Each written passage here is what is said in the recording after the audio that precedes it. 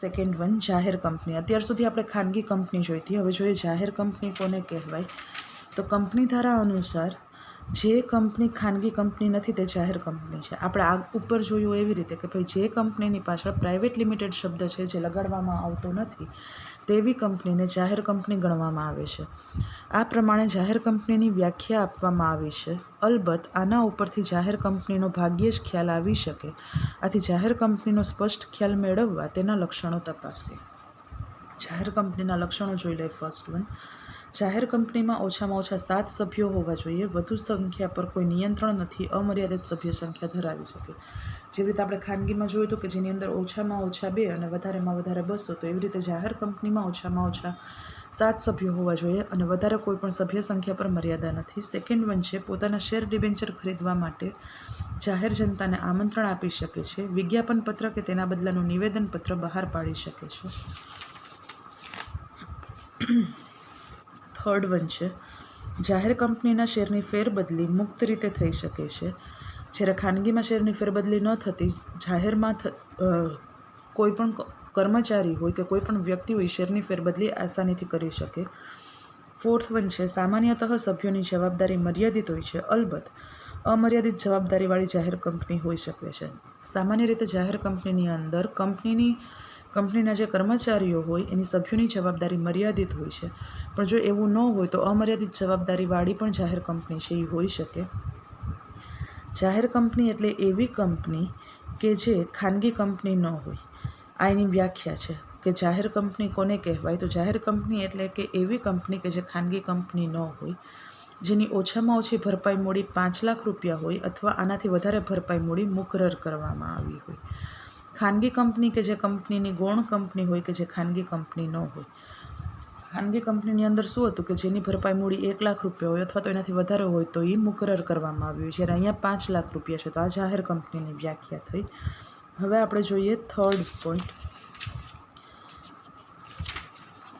આપણે જેવી રીતે અહીંયા જોયું એવી રીતે બરાબર કે ફર્સ્ટ વન હતું સભ્યોના જવાબદારીના દૃષ્ટિકોણથી.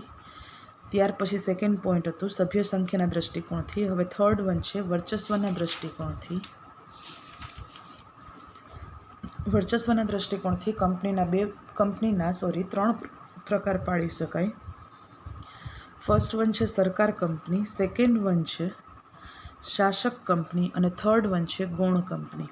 તો જોઈએ સરકારી કંપની, જે કંપનીની શેર મૂડીમાં 51% કે તેથી વધુ હિસ્સો કેન્દ્ર સરકાર કે રાજ્ય સરકાર અથવા બંને સંયુક્ત રીતે ધરાવતા હોય તેવી કંપનીને સરકારી કંપની કહેવામાં આવે છે. સરકારી કંપનીની વ્યાખ્યા આપેલી છે અહીંથી લઈને અહીંયા સુધી. સરકારી કંપની કોને કહેવાય કે આજે કોઈ પણ કંપનીની અંદર શેર મૂડીમાં 51% ભાગ હોય રાજ્ય સરકારનો કે કેન્દ્ર સરકારનો, અથવા તો રાજ્ય સરકાર અને કેન્દ્ર સરકાર સંયુક્ત રીતે 51%થી વધારે શેર મૂડી ધરાવતી હોય એવી કંપનીને સરકારી કંપની કહેવામાં આવે છે. સરકારી કંપનીની સ્થાપના પણ કંપની ધારા હેઠળ થાય છે, પણ સરકારી કંપનીને કંપની ધારાની કોઈપણ કલમની જોગવાઈમાંથી મુક્તિ આપવાની સત્તા કેન્દ્ર સરકારને આપવામાં આવી છે. સરકારી કંપનીના ઉદાહરણ તરીકે Hindustan machine tools limited HMT, Bharat heavy electricals limited BHEL, Ashok hotels limited વગેરે આપી શકાય. જોઈએ એના લક્ષણો સરકારી કંપનીના. ફર્સ્ટ વન, કંપનીની શેરમૂડીમાં 51% કે તેથી વધુ હિસ્સો કેન્દ્ર રાજ્ય સરકાર ધરાવે છે. સેકન્ડ વન, સરકારી કંપની કદી ખાનગી કંપની હોઈ શકે નહીં. આ શેમાં અહીંયા આવી ગયું હતું વ્યાખ્યામાં. સરકારી કંપની છે ક્યારેય ખાનગી ન હોય, એ હંમેશા જાહેર કંપની જ હોય. થર્ડ વન, કંપની ધારાની જોગવાઈઓ અનુસાર જ સ્થપાય છે, પણ કંપની ધારાની કોઈપણ જોગવાઈઓમાંથી બાકાત રાખવાની સત્તા કેન્દ્ર સરકારને આપવામાં આવી છે. ફોર્થ વન છે સરકારી કંપનીના ઓડિટરની નિમણૂક કેન્દ્ર સરકાર ભારતના ઓડિટર જનરલ સાથે સંતલસ કરીને કરે છે. કંપનીના સંચાલક મંડળમાં સરકાર પોતાના સંચાલકોની નિમણૂક કરે છે. સિક્સ્થ વન છે ખાનગી ક્ષેત્રની કંપનીઓની માફક હવે સરકારી કંપની પણ ડિવિડન્ડ વહેંચે છે. રાજ્ય હસ્તકના ઉદ્યોગોના સંચાલનમાં ખાનગી ક્ષેત્રને પ્રતિનિધિત્વ આપી શકાય તે હેતુથી હવે મિશ્ર માલિકીની કંપની પણ અસ્તિત્વમાં આવતી થઈ છે. આ થઈ સરકારી કંપની. હવે આવે છે શાસક કંપની. એક કંપની બીજી કંપનીના 50% કરતાં વધુ મતાધિકારો ધરાવતા શેર ખરીદે અને બીજી કંપનીમાં બહુમતી સંચાલકોની નિમણૂક કરવાનો અધિકાર મેળવે તો પહેલી કંપનીને શાસક કંપની કહેવામાં આવે છે. અહીં શું કીધું છે કે જ્યારે એક કંપનીના 50% કરતાં વધારે મતાધિકાર ધરાવતા શેરો છે જે બીજી કંપની ખરીદે અને બીજી કંપનીની અંદર બહુમતી છે એ સંચાલકોની નિમણૂક કરવાનો અધિકાર મેળવે ત્યારે પહેલી જે કંપની છે એ બીજી કંપનીની શાસક કહેવામાં આવે છે. શાસક કંપનીને મુખ્ય કંપની તરીકે પણ ઓળખવામાં આવે છે. ઉદાહરણ તરીકે ક્ષ કંપની ય કંપનીના 50%થી વધુ શેર ધરાવતી હોય અને ય કંપનીમાં બહુમતી સંચાલકોની નિમણૂક કરવાનો અધિકાર ધરાવતી હોય તો ક્ષ કંપનીને હોલ્ડિંગ કંપની કે શાસક કંપનીની મુખ્ય કંપની કહેવામાં આવે છે. અહીં શું ક્ષ અને ય આપેલું છે બરાબર. તો ક્ષ કંપની છે એ ય કંપની કરતાં 50% વધારે શેર ધરાવે છે જ્યારે ય કંપનીની અંદર બહુમતી સંચાલકોની નિમણૂક કરવાનો હક ધરાવતી હોય તો ક્ષ કંપની છે એ શાસક કંપની કહેવામાં આવે છે. જોઈએ ત્યાર પછી ગૌણ કંપની. ઉપરના ઉદાહરણમાં ય કંપનીને ગૌણ કંપની કે સબસિડરી કંપની કે પેટા કંપની કહેવામાં આવે છે. શું કામે? કારણ કે ક્ષ કંપનીની અંદરમાં જ ય કંપનીના શેરો હોય છે એટલા માટે. ગૌણ કંપનીના 50% કરતાં વધુ શેર શાસક કંપની ધરાવતી હોય છે તથા કંપનીમાં બહુમતી સંચાલકોની નિમણૂક કરવાનો અધિકાર શાસક કંપની ધરાવતી હોય છે. ત્યાર પછી લાસ્ટ વન છે 4th વન, નોંધણી સ્થાનના દૃષ્ટિકોણથી કંપનીના પ્રકારો. તો એ પ્રમાણે કંપનીના 2 પ્રકારો પાડી શકાય, ભારતીય કંપની અને વિદેશી કંપની. ફર્સ્ટ વન જોઈએ ભારતીય કંપની.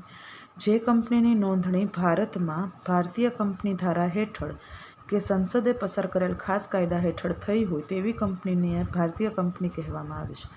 ભારતીય કંપની કોને કહેવામાં આવે કે જે કંપનીની નોંધણી ભારત દેશની અંદર કરવામાં આવેલી હોય, ભારતના જે કોઈ પણ કંપની ધારા હોય એની હેઠળ કરવામાં આવેલી હોય એને ભારતીય કંપની કહેવાય. ભારતીય કંપની મર્યાદિત જવાબદારીવાળી કે અમર્યાદિત જવાબદારીવાળી હોઈ શકે. તેવી જ રીતે ભારતીય કંપની ખાનગી, જાહેર કે સરકારી કંપની પણ હોઈ શકે. ભારતીય કંપનીના પણ પ્રકારો હોઈ શકે કે કંપની ખાનગી છે, જાહેર છે કે સરકારી છે. ત્યાર પછી સેકન્ડ વન છે વિદેશી કંપની. તો જે કંપનીની નોંધણી ભારત બહાર થઈ હોય અને જેની રજિસ્ટર્ડ ઓફિસ ભારતમાં ન હોય તેવી કંપનીને વિદેશી કંપની કહેવામાં આવે છે. વિદેશી કંપની કોને કહેવામાં આવે કે જે કંપની આપણા દેશની બહારની હોય અને જેની રજિસ્ટર્ડ ઓફિસ છે જે આપણા દેશમાં ન હોય પછીના કોઈ પણ દેશમાં હોય તો એને વિદેશી કંપની કહેવાય. વિદેશી કાયદા હેઠળ નોંધાયેલી કંપનીઓ પેટા કંપની સ્થાપી ભારતમાં ધંધો ચલાવે છે. તેના પર યોગ્ય નિયંત્રણ રાખવા માટે કાયદામાં ખાસ અલગ જોગવાઈ પણ કરવામાં આવી છે. કંપની ધારા 2013 જોગવાઈઓ અનુસાર કંપનીના પ્રકારોમાં નીચે મુજબની 2 પ્રકારની કંપનીની રચના કરી શકાય. કયા 2 પ્રકાર છે તો આપણે જોઈએ. ફર્સ્ટ વન છે એક માણસની કંપની રચના અને સેકન્ડ વન છે નફો નહીં કરતી કંપનીની રચના. ફર્સ્ટ વન એક માણસની કંપની. એક માણસની કંપનીના મેમોરેન્ડમમાં અન્ય એક વ્યક્તિની નિયત નમૂનામાં તેની લેખિત સંમતિ સાથે તેનો નિર્દેશ થવો જરૂરી છે. એક માણસની કંપની મૂળ વ્યક્તિના અવસાન કે કરાર કરવાના અસમર્થતાના પ્રસંગે આ બીજી વ્યક્તિ આવી કંપનીનો સભ્ય બને છે અને આવી વ્યક્તિની લેખિત સંમતિ એક માણસની કંપનીની નોંધણી કરાવતી વખતે તેના મેમોરેન્ડમ ઓફ એસોસિએશન અને આર્ટિકલ ઓફ એસોસિએશન સાથે રજિસ્ટ્રાર સમક્ષ રજૂ કરવી જોઈએ.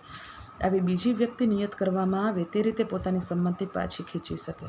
અહીં શું કીધું છે કે એક માણસની કંપની કોને કહેવામાં આવે કે જેની અંદર એક જ વ્યક્તિની નિયત કરેલી રીતે નમૂનામાં તેની લેખિત સંમતિ મળે અથવા તો તેનો ઉલ્લેખ થવો જોઈએ એને એક માણસની કંપની કહેવાય. અને મૂળ વ્યક્તિના અવસાન અથવા તો એના કરાર કરવાની અસમર્થતાના પ્રસંગે બીજી વ્યક્તિ આવી કંપનીનો સભ્ય બને અને એની લેખિત સંમતિ છે એ મળે અને રજિસ્ટ્રાર સમક્ષ રજૂ કરવી પડે તો આવી રીતે એક બીજી વ્યક્તિ છે જે નિયત કરવામાં આવે તે રીતે પોતાની સંમતિ પાછી ખેંચી શકે. એક માણસની કંપનીનો સભ્ય ગમે તે સમયે આવી બીજી વ્યક્તિના નામમાં નિયત કરવામાં આવે તે રીતે નોટિસ આપી શકે, ફેરફાર કરી શકે તેવી જોગવાઈ કરવામાં પણ આવી છે. એક માણસની કંપનીના સભ્ય દ્વારા બીજી વ્યક્તિના નામમાં જો ફેરફાર કરવામાં આવે તો નિયત કરવામાં આવે તેટલા સમયમાં અને એ રીતે કંપનીને જાણ કરવાની સભ્યની ફરજ બનશે. અહીં શું કીધું છે કે એક કંપની દ્વારા બીજી વ્યક્તિના નામમાં જો કોઈ પણ ફેરફાર કરવામાં આવે તો નક્કી કરેલા સમયની અંદર એની જાણ છે જે સભ્યોને કરવામાં આવવી જોઈએ. નિયત કરવામાં આવે તેટલા સમયમાં અને એ રીતે આવા ફેરફારની રજિસ્ટ્રારને પણ જાણ કરશે. વ્યક્તિના નામમાં આવા ફેરફારને મેમોરેન્ડમ ઓફ એસોસિએશનમાં ફેરફાર તરીકે ગણવામાં આવશે નહીં. જોઈએ સેકન્ડ વન, નફો નહીં કરતી કંપની. ભારતીય કંપની ધારાની કલમ 8 અનુસાર નોંધાયેલી કંપનીને નફો નહીં કરતી કંપની એટલે કે બિન નફાકારક કંપની, નોન પ્રોફિટ કંપની તરીકે ઓળખવામાં આવે છે. ભારતીય કંપની ધારા 8 પ્રમાણે એમાં જે કંઈ પણ કંપનીઓની નોંધણી થઈ હોય એવી કંપનીઓને નફો નહીં કરતી કંપની તરીકે પણ ઓળખવામાં આવે છે. એની જોગવાઈઓ નીચે પ્રમાણે છે કે જે કંપની કળા, સાહિત્ય, રમતગમત, શિક્ષણ, સંશોધન, સામાજિક કલ્યાણ, ધાર્મિક પ્રવૃત્તિ, ચેરિટી, પર્યાવરણ જાળવણી કે તેના જેવા હેતુથી સ્થાપવામાં આવી હોય અને અથવા તેને મળતો નફો ઉપર દર્શાવેલ હેતુ માટે ઉપયોગમાં લેવામાં આવતો હોય અને અથવા તેને મળતી કોઈ અન્ય આવકો ઉપરોક્ત હેતુ માટે ઉપયોગમાં લેવામાં આવતી હોય, તેમજ કંપની પોતાના નફામાંથી સભ્યોને કોઈપણ સ્વરૂપે ડિવિડન્ડની ચૂકવણી કે વહેંચણી ન કરતી હોય તેવી તમામ કંપનીઓને નફો નહીં કરતી કંપનીની અંદર તેની ગણતરી છે તે કરવામાં આવે છે.